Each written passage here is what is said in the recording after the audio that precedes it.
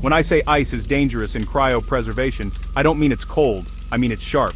As water freezes, it lines up into crystals, orderly, rigid lattices that grow like tiny spears. Cells are soft bags of delicate membranes and proteins. If ice forms inside or between them, those crystals can puncture membranes, rip apart structures, turn a living tissue into a shattered mosaic.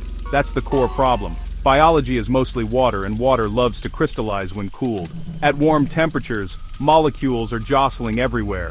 As you drop the temperature, their motion slows, and they start to lock into patterns. If they find a nucleation point, a seed, crystals propagate outward. Between cells, those crystals can shove things apart. Inside cells, even tiny crystals can tear holes. Either way, the tissue loses integrity. Now here's the twist that messes with cooling plans: latent heat. When water freezes, it releases a burst of hidden heat. Energy that was stored in the liquid's disorder. That release momentarily warms the local environment, like a tiny internal heater turning on right when you're trying to keep cooling steady. Imagine you're tracking temperature to hit a safe cooling curve. Everything looks smooth, until crystallization kicks off. Suddenly the temperature stalls or even bumps up, not because the freezer changed, but because the sample itself is fighting back with released heat. That feedback can fool your sensors, so your estimated cooling rate no longer matches reality inside the organ.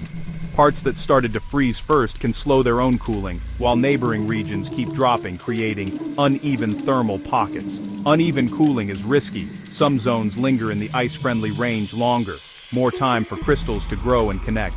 Others race ahead, creating mechanical stress as volumes change differently in adjacent regions. The result can be cracks, ruptures, and catastrophic loss of function, fatal for cells and fatal for the organ's purpose. So when I think about cryopreservation, I'm not just thinking make it cold.